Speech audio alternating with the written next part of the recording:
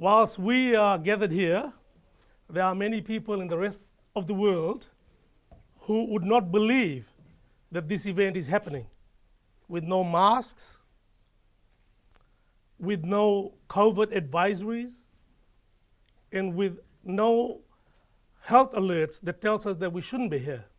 And so we're extremely privileged at this time in our history to be here. And you know what?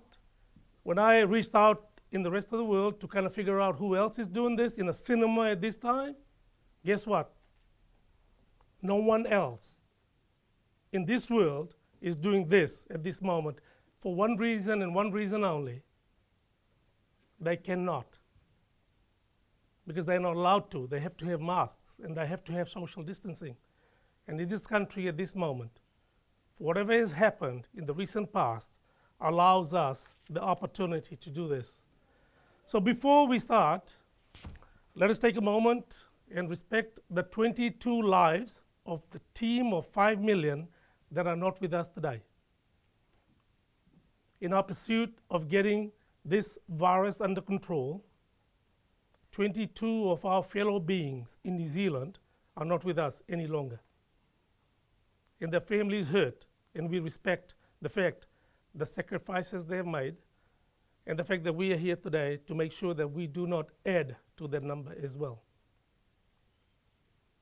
22 people out of a team of 5 million are not with us today. But before we start, let us acknowledge the traditional landowners on whose lands we manaki today. The Ngāti Whātua Aureke, whose elders, past and present, we respect and we pay homage to, for them to give us the opportunity to have this manaki here today on their lands. In doing that, we also recognize this facility. Some of you have walked in here and have gone, wow, where did this pop up from? And the Silky Otter is a co-lab opportunity with us to try this way of manaki so that we can create more of these kind of events, and this is the first of many. So I extend the warmest gratitude to the team at Silky Otter. Casey's out here, and Ahmed was in the crowd earlier, he's gone home, but others have helped us to get us to this place. But it was important for us to kind of help these guys as well, as they, in the midst of COVID, decided to launch a product which we are party to, and we want to make sure that we work with them in the future to get it to a better place. We recognize a few other individuals in the crowd. Let me recognize Ryan, who was our Potentia Scholar 2019. As you're all aware that every year we offer a scholarship on campus. Ryan was the scholar from last year. But as always, the scholar that follows the scholar previously is much better than the scholar before. And we have Matt in the panel, who is much better than Ryan. You'll take that on the chin. Yep. By way of housekeeping, you all know where the bathrooms are. You walked in. Please, in the unlikely event that we need to evac this facility, the assembly point is down the stairs at the back in the car park at the back, not the front car park, but the rear car park, and if you can make your way there in the unlikely event. By way of the exercise tonight and the event, what we are going to be doing is highly interactive, and that's why we have chosen yourselves to be part of this select group of people to be here present in front of the panel. But I do beg of you to keep your input to a minimum so that we can get as many of us involved in the event as we go through the evening. And I will have the veto to interject, and I apologize beforehand if I do that. Don't get too precious about it. We have had people who got really precious and went online and told me how bad I was previously, so I would expect none of that crap. Okay, so hey, it's awesome to have you again, and let me just take the opportunity briefly to get the audience, the panel to introduce themselves. I'll start from Antonia. Hi, I'm Antonia. I'm a patent attorney and intellectual property lawyer at Soul Machines, which is a company creating digital people who are hyper-realistic 3D characters that can interact with you face-to-face, driven by AI. I studied law and computer science at Auckland Uni and call myself a Renaissance woman, interested in both the humanities and the sciences. Awesome. Matt. Hi, I'm Matt. I'm the Potentia Scholar for 2020. And the I'm- best ever. I wouldn't say that, but yeah, for this year I'm the Potentia Scholar. I'm studying computer science, psychology and statistics under a Bachelor of Arts and Science conjoint at the University of Auckland. I'm particularly interested in artificial intelligence, what it means, what the opportunities are for us, what the challenges are that will be associated with it, and what it means for our future. Good. Will. Hi everyone, I'm Will Reedy. I'm the Chief Exec of Spark Health. It's the only vertical within Spark Group, and we work with the sector to digitally transform them, which is potentially one of the topics to discuss today. I also practice as a doctor at Middlemore, but haven't been allowed to do that since before lockdown because there was a risk that I brought COVID-19 back into our 5,000 staff at Spark. So I took an alternative route for the last 4 months where I was the Chief Medical Officer of Spark and managed our lockdown policies and our suspected cases and reopening all our shops and businesses and offices over the last little while. So hopefully some useful context today around COVID-19. Awesome, an amazing panel. Guys, can I just please ask you to recognize the panel? Also for information, so in order to make sure that you are fully informed and by way of full disclosure, the event today is being streamed live. And the reason it's being streamed live is not because of the audience in New Zealand, but for the rest of the world, because they do not believe that this is possible. So we wanted to show them in real time that we are doing this by design. And we also will be recording this. So in case that you need to make sure your interaction is controlled, you need to be aware of that, because it will be replayed many times in the future. I'm absolutely sure. So we are all ready, let us start. Dr. David Navarro, a special representative at the World Health Organization, talks about the fact that the virus is here with us for as long as we can imagine. Let us listen to what he has to say. This virus, we think, is not going to go away, period. So that means that we have to have one of two things. Either we have to have a situation where there's a treatment so that everybody who has the disease can take that treatment and then not be ill and not be at risk of death, or there has to be some kind of vaccine that enables everybody to be immunized and to be defended against the virus, as has happened for other virus diseases. It's just we don't have a vaccine and we don't know how long it's going to take to develop one, and we don't yet have a treatment, and we again don't know how long it's going to take for that to come along. So we've all got to learn to live with this virus, to do our business with this virus in our presence, to have social relations with this virus in our presence, and not to be continuously having to be in lockdown because of the widespread infections that can occur. Dr. Reedy, you're a doctor. This is an extremely dire proposition, is it not? Yeah, I think it is, Evan. I think if you guys think pre-lockdown, I think COVID-19 was a lot of misinformation. It's quite nice to hear the World Health Organization come out and I guess share with you guys in the audience today the research that's being found, which is the virus isn't going away anytime soon. And we've heard lots of epidemiologists in New Zealand over the last 3 or 4 months say it's going to go away, it's not going to go away, you should do this, you should do that. But I think the research is showing that it's not going away anytime soon. I think the other thing that's still of risk to us in New Zealand is there's still a bit of research to come out about whether you can have COVID-19 and have no symptoms and transmit it. So that's still not landed from a research perspective. And as Ab opened before, there's been 22 fatalities in New Zealand. So we've been lucky, but if you do get coronavirus and it does spread quickly, there is a real risk around death, unfortunately. If you look at other countries around the world where numbers are a lot higher than New Zealand, it's a high-risk virus. The World Health Organization also talked about, I guess, a treatment and a vaccine. I think everybody's saying it's 2 years away. And even with a vaccine, you're not guaranteed immunity. So if you think about some of the other vaccinations you've had from when you were younger, you do need boosters to maintain your level of immunity moving forward.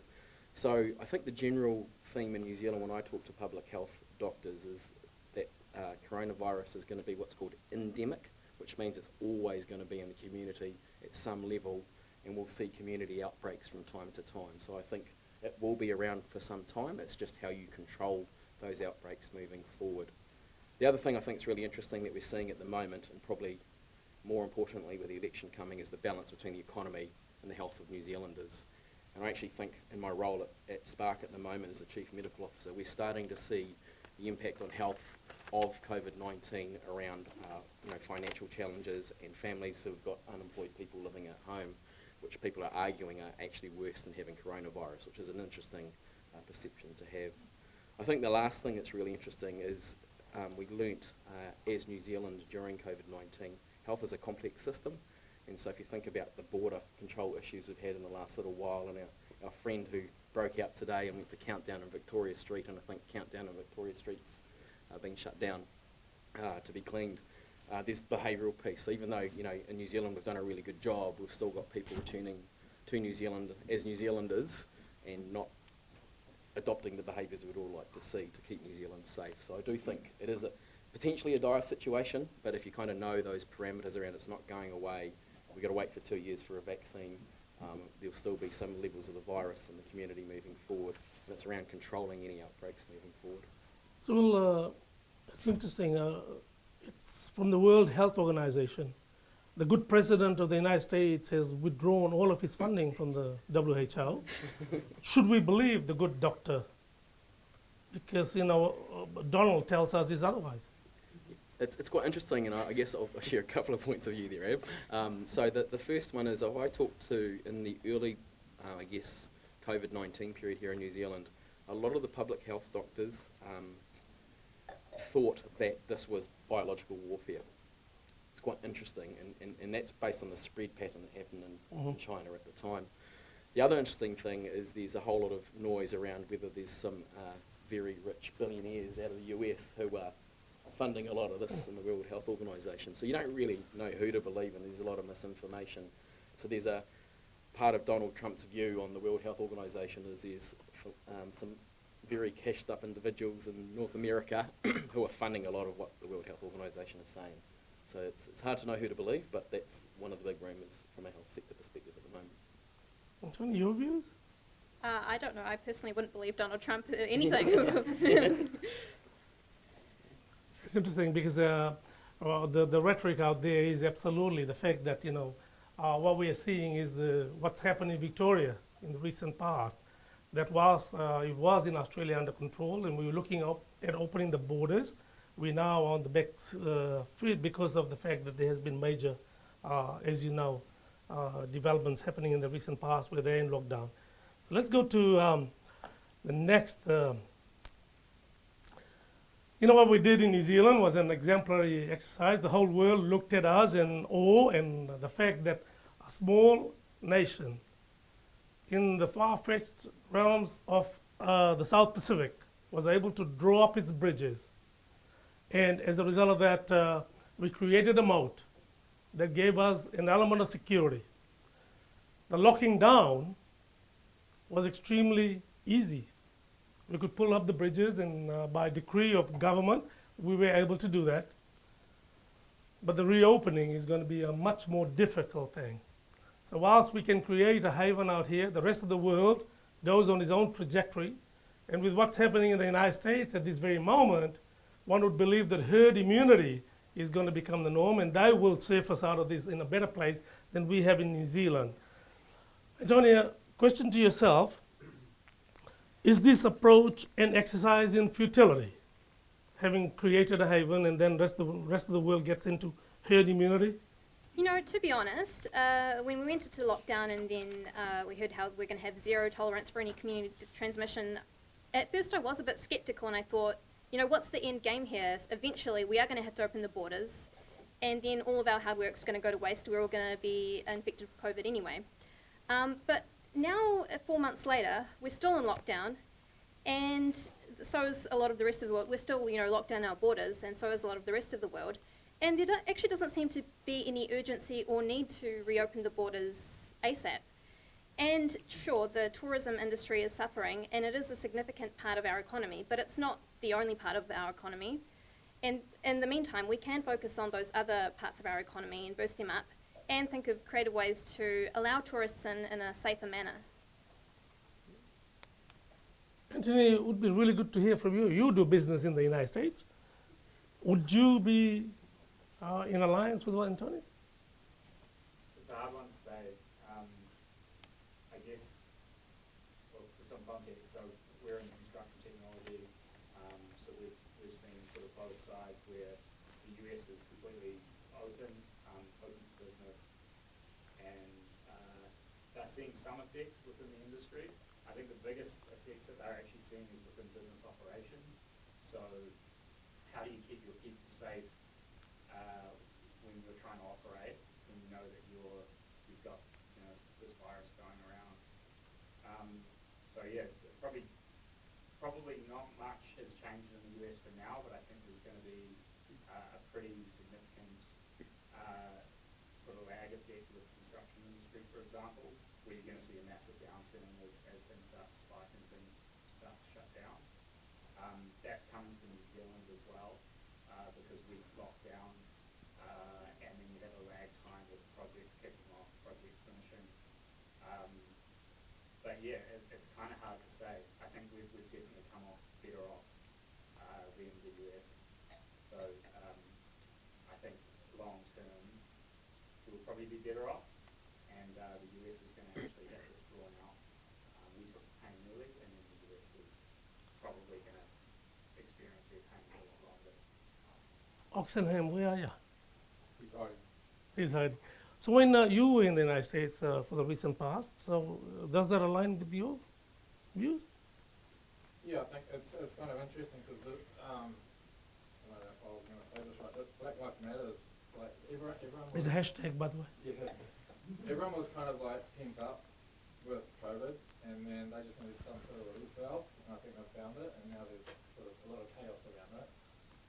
There's going to be a lot of long-term impacts. The tourism industry in New Zealand, I don't think it's suffering. I think it's going to collapse. It's going to be a pretty major hit.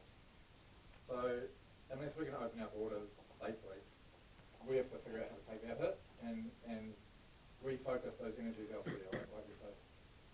The US is a really complex beast because the federal versus the state governments are all saying different things. There's confusion. There's people on aeroplanes that think it's cool. There's people that don't get on aeroplanes because they don't think it's cool. So it's just chaos. I don't know how else to describe it. I've just left an organisation that has a big workforce up there, and individuals were given the opportunity to decide what they want to do. And I think that's what's happening. And so it's going to be really, really, really hard for employees and organisations to run their workforces and run a successful organisation. It's interesting when Annette Wayne's talking about the fact that there is almost anarchy in the United States at this time. Is that what you have experienced in Europe, having come from Switzerland and Germany of recent times? Thanks for asking the question. It's been a while since I've been back there. I came middle of March. But what I hear from my family and from friends, I think it depends on the country we're talking about. You cannot say Europe in general, so I can only have an opinion about, let's say, Germany and Switzerland, because I'm Swiss and German. I think Germany was well prepared. It's a highly developed economy.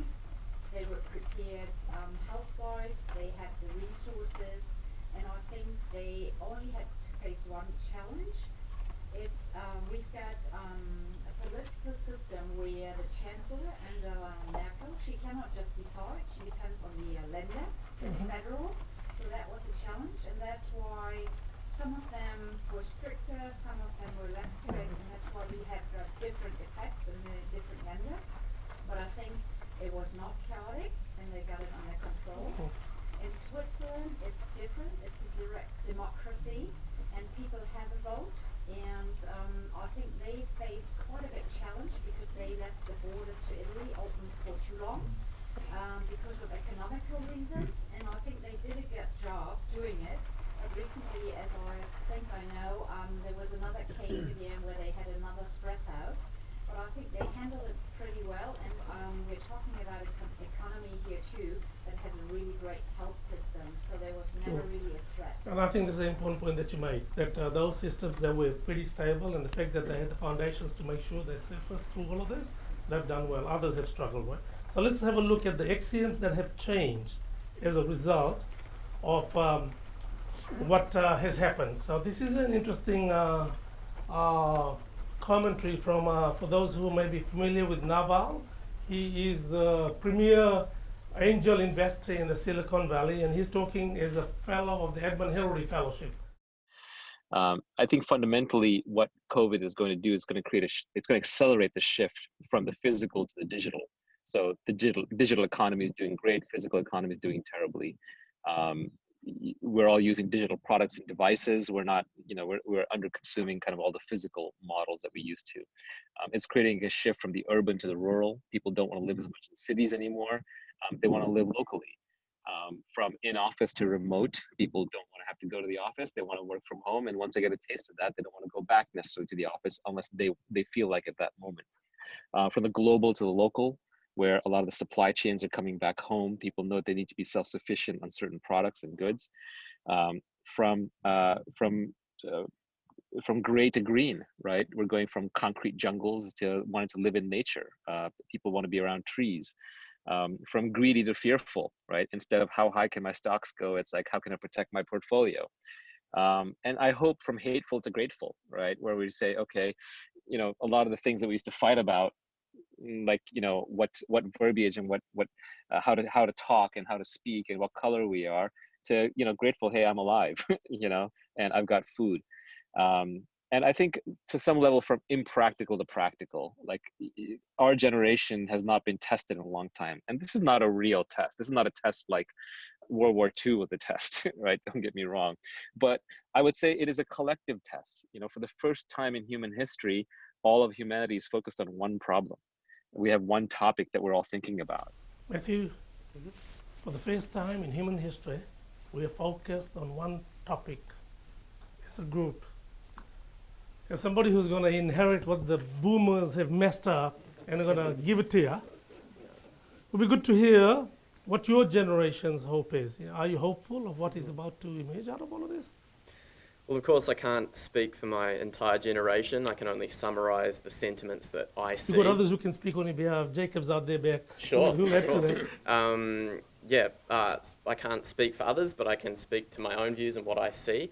And I see a spectrum of opinions on this. There are some people that are apathetic, have a nihilistic approach. There are some that are angry with earlier generations for having caused these problems. And there are some, myself included, who are more optimistic, who believe that although we face these great challenges, we have the tools that we need to be able to combat and overcome them. And I think the reason for that spread really comes down to differences of opinion on intergenerational issues. So there pretty much always have been and probably always will be these huge issues that span multiple generations. But essentially what we have at the moment is a set of challenges, be it the climate with this COVID crisis, many challenges that are greater in both scale and complexity than any that have come before. And so some people my age take that as an excuse to check out, basically, have this nihilistic approach. We can't solve these problems, they're too difficult, they're impossible, and it's someone else's fault. And you can definitely see the attraction for that for some people.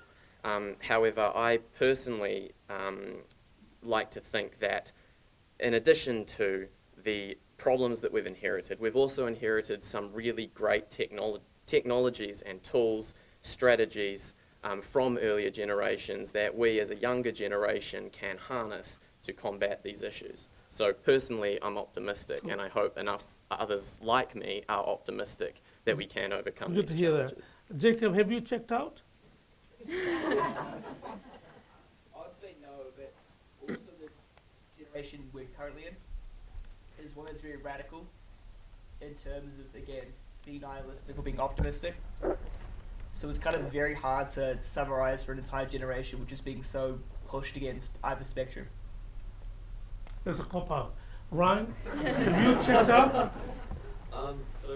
Matthew raises some really good points about how, even between two individuals who could be brought up in the same, neighborhood, in the same set of schools, could have completely different idea of the world. And that's simply because the way that the world is brought to people has changed. we're the first generation that was brought up entirely on the internet, or, you know, had a PlayStation their entire life, or something like this. Like, it's a very different world, and the way we receive information has changed, and the whole axioms have changed, not just in like what Naval said, but like what's inside our heads all the time. We don't think like the generations of yesterday, and it's about how we build ourselves forward and give ourselves a good foundation to the combat. Because to be honest, we're not fighting the fight yet. We're not the decision makers in society yet. That's coming through slowly in the next 15 years. So we won't see the outcomes of our actions yet. It's interesting, you talk about the axioms have changed and the opportunity for us to build better. Yeah. And what is better? Is it more equitable, more sustainable, smarter, safer, stronger, and more resilient? This is a once-in-a-lifetime opportunity for society as a whole to reimagine. Dave, you're a sustainability warrior. Yep. Yep. Is there, if there ever was a moment created for you, this must be it. If done right, how will history recall this eon? I mean, we've got a golden opportunity right now. It's like You're going to talk about why you're a sustainability warrior first. What makes you one of those? I've always been an environmentalist. I grew up out in the bush, out in the Waitakaries, and you know, we grew up appreciating the environment around us. We weren't city kids, but we saw the destruction of the environment when we moved suburbs. And it just wasn't nice. The water was dirty, you couldn't swim in the streams, there were no trees around the time. It was, and there was no bird life to wake you up in the morning at 6 a.m. or whatever ungodly hour that we're used to hearing the birds start singing. But those kind of things you started noticing and missing. It's the little things that actually make us who we are, and we're humans that have invaded this planet. You know, we need to live in harmony with it. I've probably always been that way inclined since I was young. Well, it would be good to hear your views on the fact that, you know, there's an opportunity for us to ensure we create a better and more sustainable world coming forward. Yeah, I think it's been interesting to watch COVID-19 around, I guess, responding from a digital perspective, and we've been quite involved with the other two telcos around addressing the digital divide. I think digital divide means many things to many people, and even in the government they can't quite define it either. But I guess the three things that we're looking at is access to devices, because a lot of the New Zealand population don't actually have a digital device, and even if you put it in their hands, they actually don't know how to use it. And the other piece of it was around having access to data so they can consume a digital experience. So there's been a really interesting development during COVID-19, so I'm not sure if many of you know, but there's about 200,000 households in New Zealand that don't have connectivity. And so we spent quite a bit of time during COVID trying to connect about 80,000 homes, mainly for education purposes, not so much for health. And we only managed to get about 15,000 of those modems out during COVID-19. And the biggest issue we had was actually the Ministry of Education. So corporately you wanted to address the digital divide, but and I guess with COVID-19 creating some of the problems it did, we couldn't actually execute because of the government, essentially. And then the other piece that we were looking at the moment, and I think I was talking with Kirk before, is we found elements of digital divide being more troublesome, if you like, across New Zealand. So aged population, or more mature population, but aged care facilities in particular, overnight, basically access is shut down. And so we spent a lot of time with companies like Bupa and MetLife and Ryman Healthcare just trying to get devices into these aged care facilities with connectivity so that parents or children could be connected to their parents during the 12 or 13 weeks as well. Antonia, it's always the government, isn't it? I think our government's done extremely well in the circumstances. Yeah, I mean, you can always complain and always it's easy to criticise from the side. Just picking out some of the themes from the earlier discussion, we're talking about how the different responses have happened around the world and how New Zealand is so far ahead. And personally, I think that may be down to the way that information was spread. It was very consistent. Everyone knew what was going on. It was backed by science, and I think that that is what has led to us achieving so well relative to other countries during this pandemic. And it really highlights the importance of, as Will was saying, access to that information and being able to consume good, reliable data in order to inform your actions as a global citizen. Many, it helps inform your actions as a global citizen. Being part of one of the big four, surely your organization is talking about this at the highest echelons, is it not? We are. So, in what context there? Survivability of this planet. You know, it's about sustainability. Or are you in the pursuit of the dollar more than the pursuit of humanity? Loaded question. Yes. It is live, it's been recorded as well. Actually, I've been really proud at the way our firm has reacted in the... Stop the corporate speak, can you? No, really, we have. We mobilised really quickly. We're a digital, obviously, we're able to turn into a digital business within 24 hours notice. We ended up all being at home and having sort of live streams with our CEO overnight, which was really awesome to be able to do. Our business did not have to stop. It enabled us to then reach into government. We were in lock-up with Treasury. We were able to provide support where we could. The basis of our value proposition is that we do want to do better for New Zealand society and community. That is one of our values. So it's not just about the dollar, it is about doing better for New Zealand. So what we ended up doing is taking a whole portfolio of our clients and saying, look, we know you can't pay, we know you can't do the work without us. We're here to offer a service. Cool, and that's interesting. Is that what Sarah Thewell at Mint Allison? You know, you guys are an amazing legal firm, Mint Allison Watts. Because I know your story. Oh, absolutely.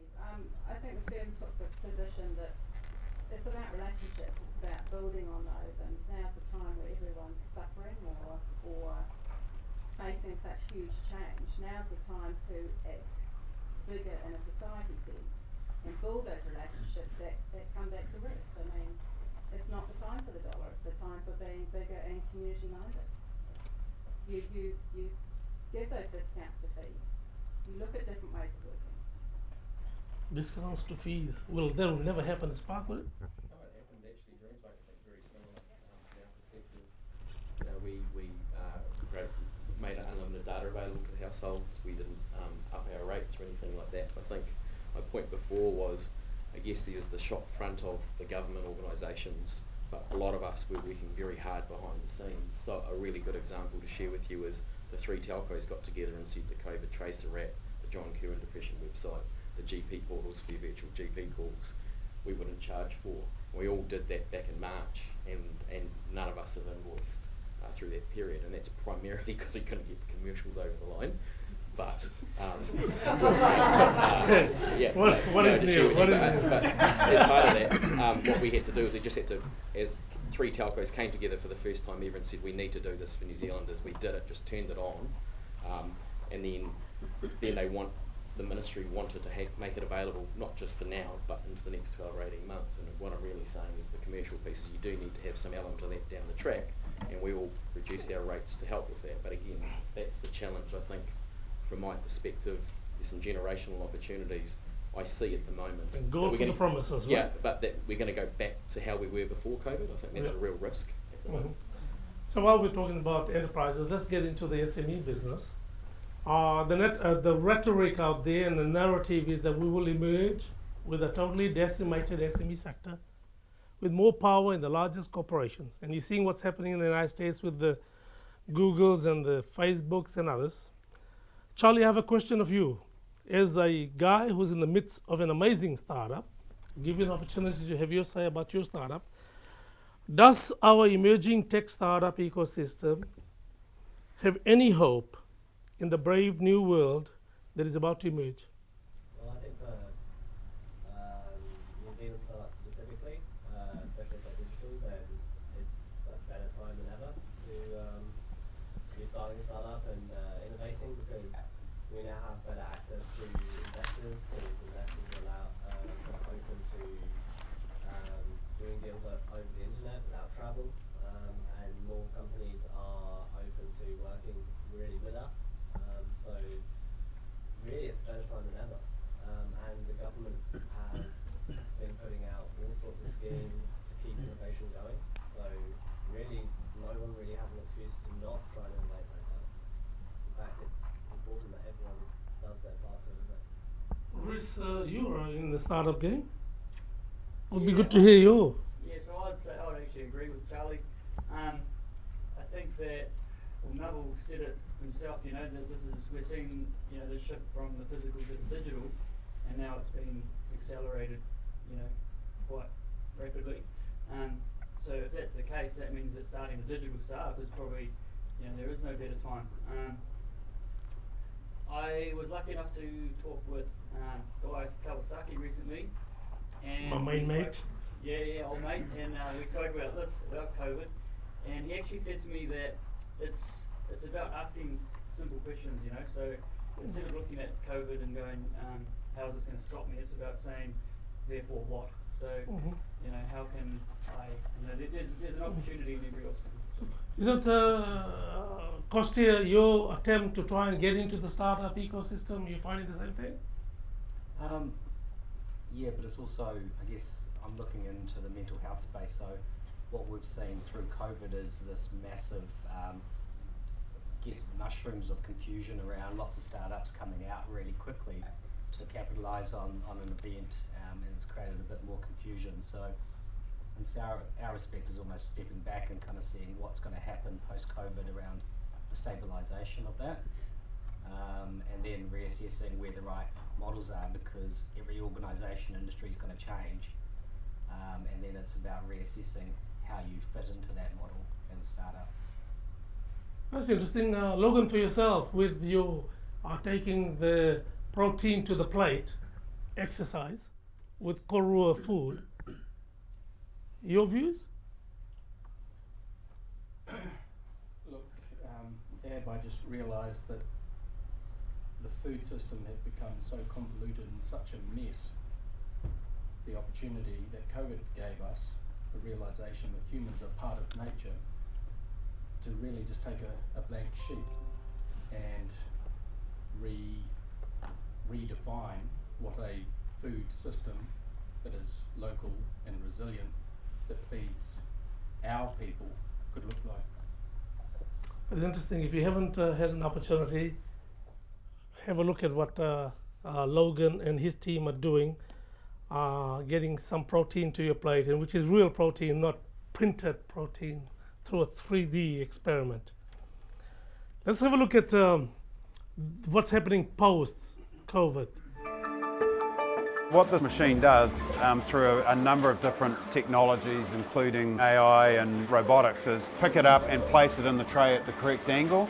We're also adding additional features now where we can place the apple in the tray the best colour side up. There's a lot of technology in the world that treats wastewater, but we treat those waters that others cannot. Those waters that tend to end up in the waterways or in your oceans. Kia ora, I'm Tamati. Kia ora Tamati, I heard you might be coming to talk to me. The simple reality is in the real world, we don't train enough doctors and we don't train enough teachers. Here's the future that we face. Digital twins, avatars, and augmented humans rise exponentially out of the ashes.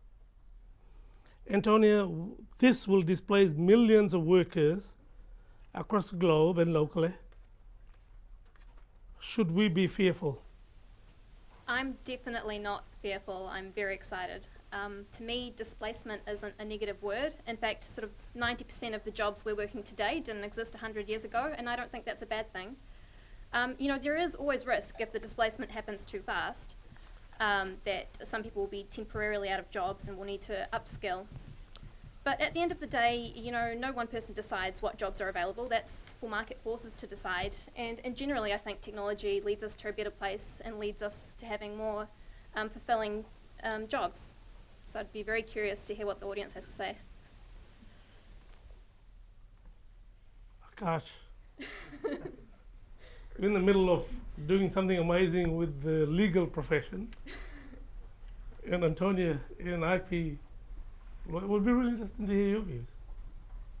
Personally, I think AI is still quite immature, and artificial intelligence or augmented reality, whatever you want to call it.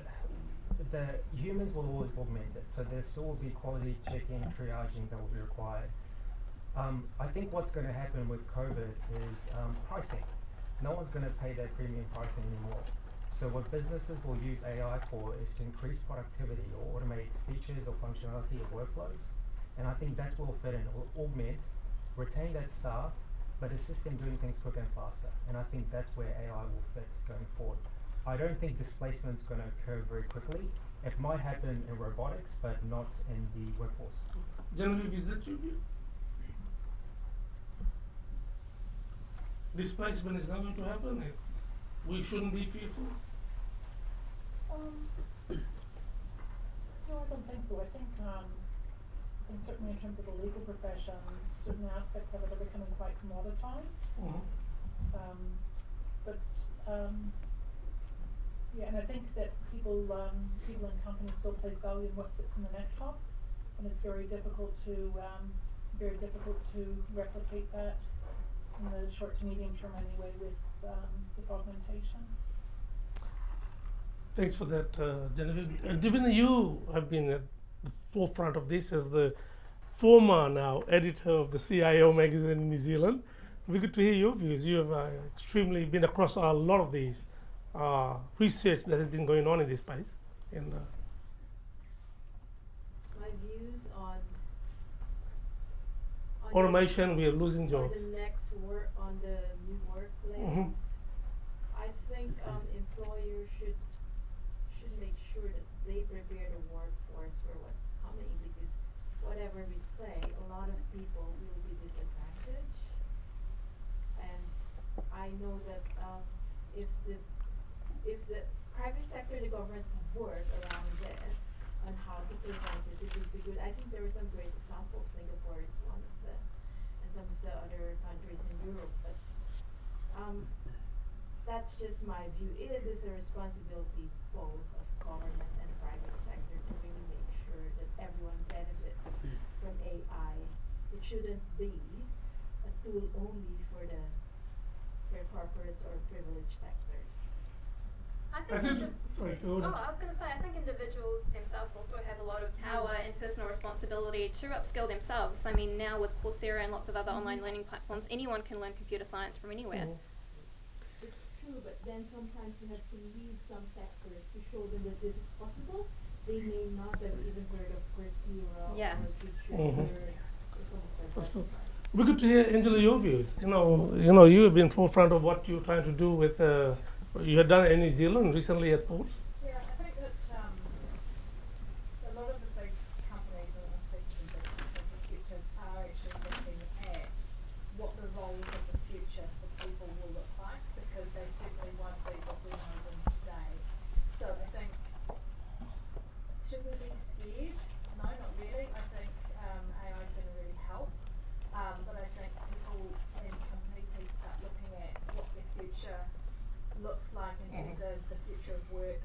Are they going to be working in one company, or are they going to be working across multiple companies? And is there going to be a different sort of economy created around people moving around? So you might do, a day or two at New Zealand, you might do 2 days at Frontier and off to Westpac for the rest or something. You might not have a permanent job in a company like we know it today.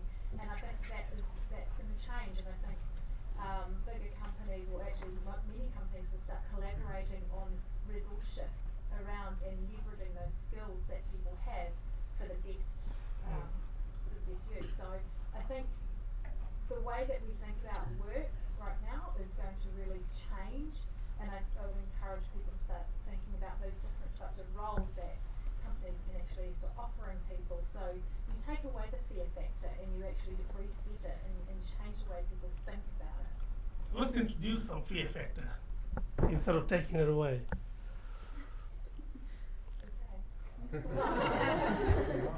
This, according to, you might have heard of Yuval, Homo Deus sapiens, a watershed moment in surveillance. You know, Angela, talk about get away from the fear factor.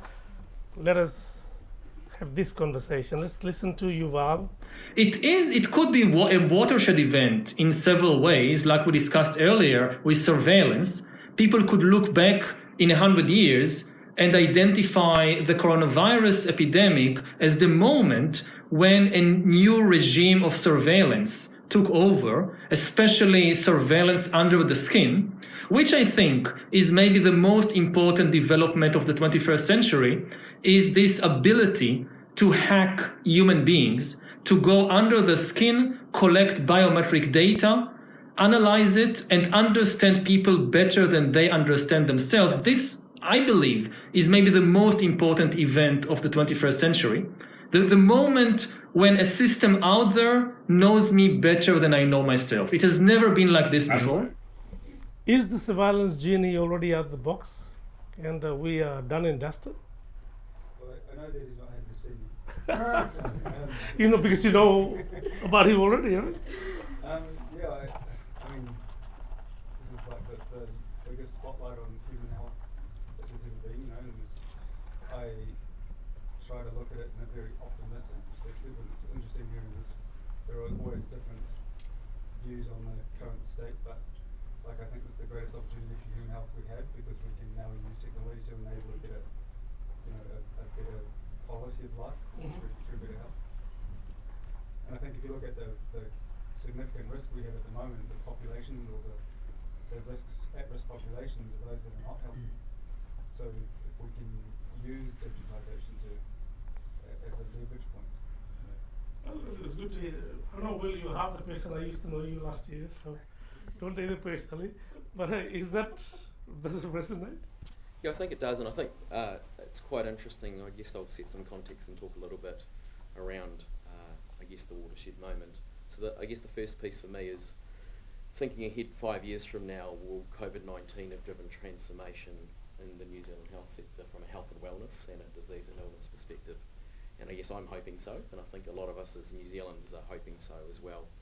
I think if I asked you guys to put your hands up during COVID-19 and said who had a virtual health experience, all of you would say you did something, made a phone call, did a video conference, and then the next question is, was it a good experience? I think most of you would say, nah, not really, it was pretty basic. The other thing we've talked about transformation, which for me is taking existing businesses and transforming them somehow and changing the business model and using digital to do it. But I also think that the health system that I work in every Friday is still quite provider-centric. It's not customer-centric like other industries.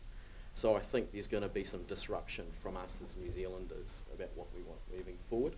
And what you'll see is more customer choice and more digital experiences, certainly overseas.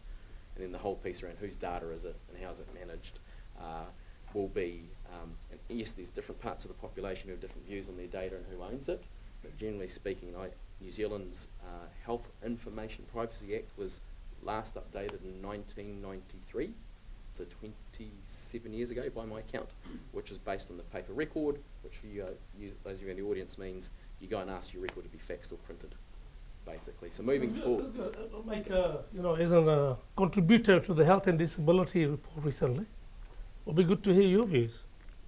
Yeah, well, as some of you will know, one of the updates and recommendations was an update to the Health and Information Privacy Code, specifically around those components. But I also think that my personal view in terms of this topic is that there should be quite a significant community engagement around the ethics around using data for certain aspects. And so I think in terms of privacy and safety, there will be different levels of capability and knowledge and skills and literacy across the population. So trying to balance those things is an important thing that needs to be led from the centre, I believe. Antonia, that's an interesting position. Surely, from an IP perspective, my data I own, how dare you? Yeah, it's a very controversial topic in intellectual property. I mean, that's the truth, you know, but companies like Facebook do own the data from all of you, you know. We decided that. We opt in, didn't Yeah, and I do so on a regular basis. we? And I don't read the fine print. I agree all the time. I guess we're okay with that, but, you know, the companies are making money off us. And I guess The we're happy. companies are making money Yeah. out of us. Are we actually happy with it though? I mean, personally, I have some real problems with the way that Facebook actually uses my data, but as a young person today, it's so pivotal to your social life and your interactions with others your age that there's actually not really an option to opt out. It's, well, of course you can, but that will come at a price which is so high that it's not worth paying that price. The good and news that's is that concerning. Richard in the corner there, he always reads the fine print and decides never ever to sign. Richard, we have those conversations. Yeah. Sorry, what's your question? Question is, you never sign up to letting your data being saved up in Facebook and other. Yeah, like I recognise that kind of dichotomy, and you do have to use these type of services sometimes. So I'm a lot more. I do use them, but I'm kind of careful about what I put on there. So, you know, you kind of can make that trade-off. You know, like I don't think my birthday is on my Facebook page. It is there. Oh, is it? Yeah, 22nd of October. On that note, let's listen to Brett Smith. So you may be familiar with him. He's the president of Microsoft and has been for many years. And he talks about the fact that the broadband has become the electricity of the 21st century. Let's listen to him briefly. Broadband has become the electricity of the 21st century. We need to spread broadband technology more broadly. And then we need to couple that with new initiatives to equip more people with the digital skills they'll need, not just to have a tech job, but a job that is increasingly tech enabled in almost every part of the economy. And we need to do this in a way that remembers that there are more than 1 billion people on the planet that have some kind of disability, temporary or permanent. And so we need to ensure that all of this works for them. 200,000 homes in this country are without broadband. Some 50,000 homes are without internet connectivity at all. To become tech enabled, we need a digitally literate population. Dr. Reedy, surely it is incumbent on us that we need to ensure that we address this disenfranchised community who remain marginalized post-reset.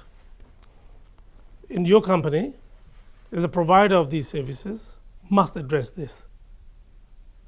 Yeah, so I think there's a few answers to that. The first one is digital divide is top of our board's mind moving forward, as it is for the other couple of telcos, and I talked a little bit around what I meant by digital divide before.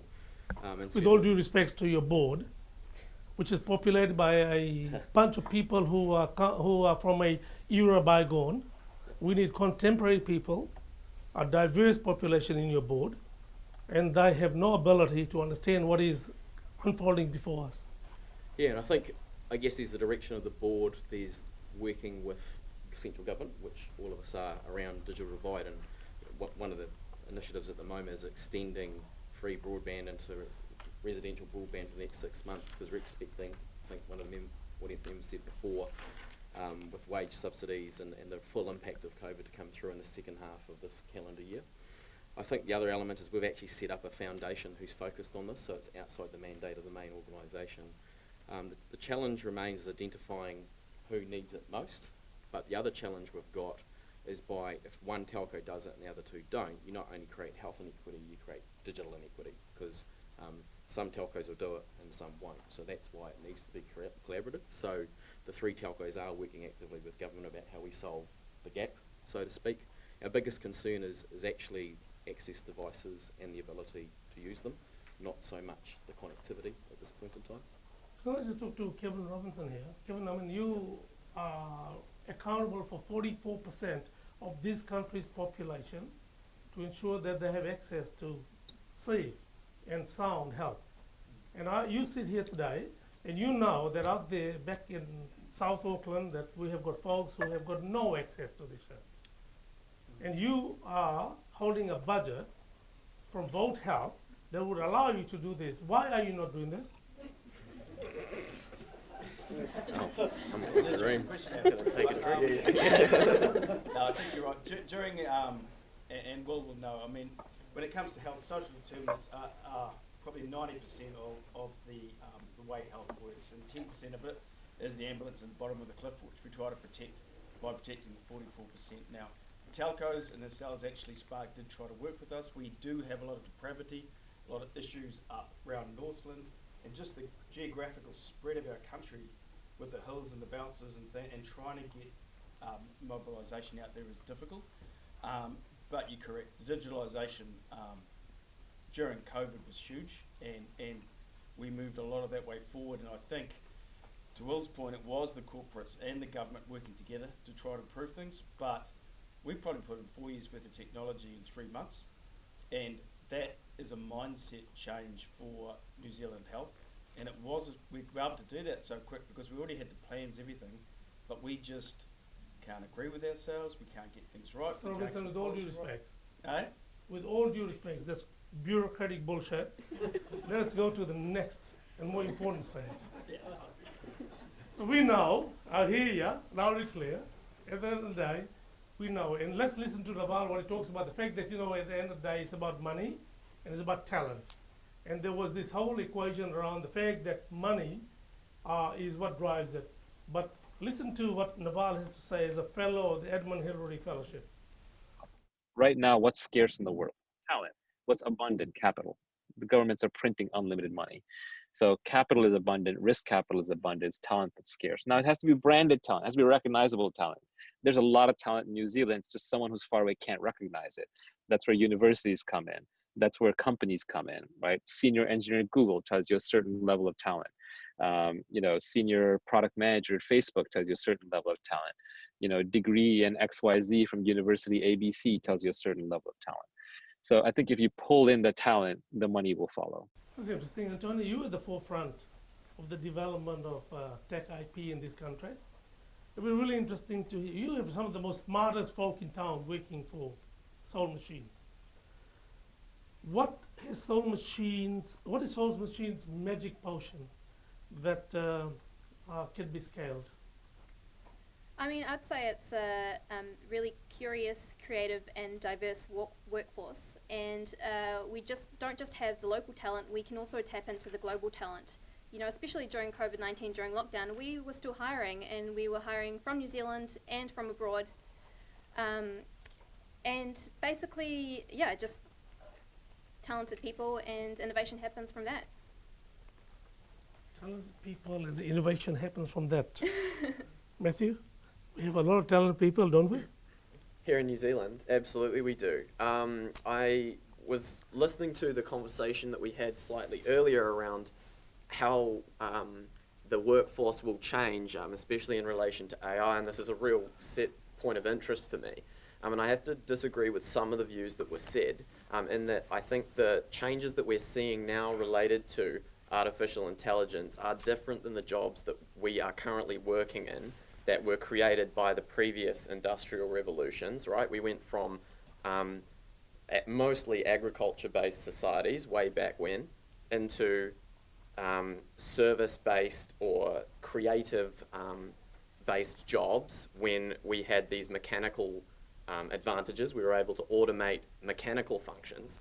We're now with AI at the start of an entirely new chapter which radically changes the tech skills that we will need.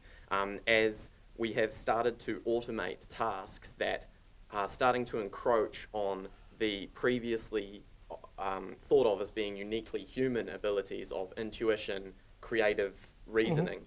And so in producing people who are ready for this next phase of employment, we're going to have to make sure that these people are skilled in these creative, higher level abstract disciplines, much more so than any rote or mechanical tasks. Let's follow up with that shortly. Sagi, can I ask you, as the head of data at Xero, is that where the world is going? AI is not yet at the phase or at the state it can be replace creativity. So what AI is very good at is doing repetitive tasks. Creativeness is not just there.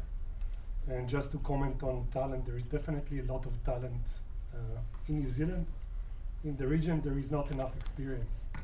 And there are very few people that have successfully managed to take AI into large-scale systems and productionize it beyond just doing some research. So there is still a very big gap in that. Absolutely. That's interesting. Yannick, from a financial perspective, you're global, recently out of China, and out of Europe. Is that resonate with the conversations that are happening at the moment? Sorry, what do you mean? So with regards to this whole comment about the fact that with AI and where the world is going, in the space that you are in, absolutely AI is kind of emerging. AI Yes, is already there in finance. I mean, you already have fund managers using AI to boost their trading strategies, algorithms, quantitative strategies, and that is more and more becoming mainstream with robo advisories also becoming more available to retail investors. So yeah, I mean, I think AI is definitely already there in the finance space. I think you and Charlie need to catch up after this, if you haven't met yet, and Richard. So let's go to the penultimate slide.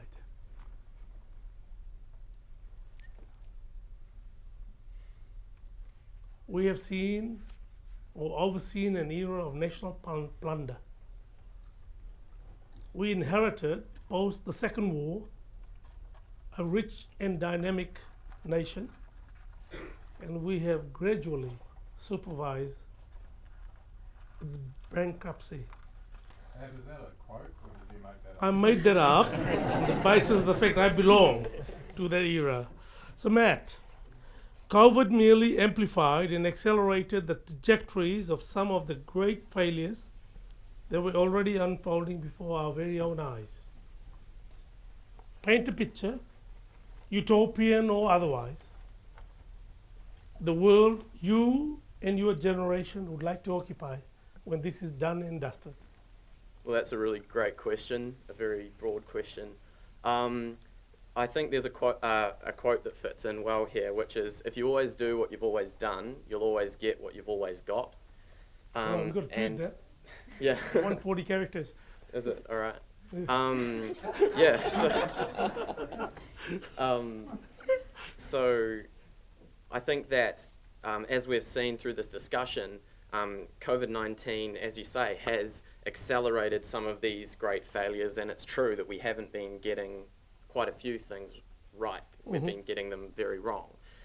But perhaps something as drastic as COVID was what was needed to shake up the status quo to the point that we can, as the gentleman up the back mentioned earlier, have this clean slate to rethink the structures that shape our world and our society and throw out the old that doesn't suit us in our modern current era with the resources we have, and instead build new structures in their place that will serve us better going forward. Antonia, is that the world you think they will inherit? I think so. I honestly think the world always heads in a positive direction. I think crises like this just help accelerate change. Everyone's just like that, is ready to just jump into a different mindset and do things differently. Dr. Reedy? I think Antonia touched on it nicely before. There's a little bit around diversity and inclusiveness in the workforce moving forward in terms of things to look forward to. I think the other call out thing in the front here before was certainly you had a go about the Spark board recently, but I think leadership needs to change and have the right generation reflected in leadership earlier than it is in terms of moving us forward post-COVID. So that would be my two key observations. That's interesting. We conclude by recognizing exactly what Dr. Reedy has shared.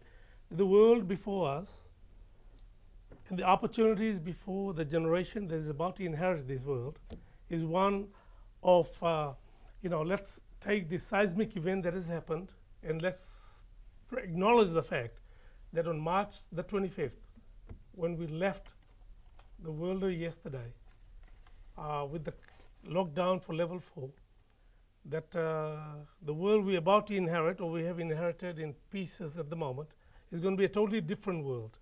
And then it becomes incumbent on all of us to work collectively to ensure that some of the axioms that Naval talks about, some of the changes that Yuval talks about, and some of the changes that we talked about here at the panel, is those that we take forward and make this uniquely a different world. New Zealand, by virtue of the fact it was the first country in this world that was able to uplift the lockdown globally, nationally, in that way we did, gives us the significant opportunity, first mover advantage, to make sure that this happens. So the challenge I leave to you all tonight as we kind of go out and get past next door at where was that Shy?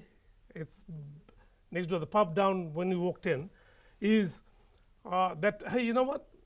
Let's kind of work together to make this a different place. And the different and the uniqueness is anchored in the fact that the generation that Matt inherits and the opportunity that he takes to the next world is the one that is anchored in making sure the wrongs of the world of yesterday, the excesses of capitalism, the excesses of the world of yesterday, is not what the world that goes and that we create. And that's why, Dave, I think you need to rise, and your organization with Carbon Click and what you're doing is to make sure the world and the planet is a sustainable world and not a world that is anchored in the wrongs of yesterday. Not many generations have had that opportunity. We have this, and I think it's incumbent for us to work together to make sure we create the future that we know we can, on the basis of the fact that the generation that occupies the world of tomorrow recognizes this moment in history when they recall this around their fires that they will be lighting, to say, you know what, they left us in a better place. So on that note, we conclude. And thank you so much for the opportunity to have this conversation, and we look forward to many more. Please acknowledge the audience and the panel. And please acknowledge yourselves. Kia ora.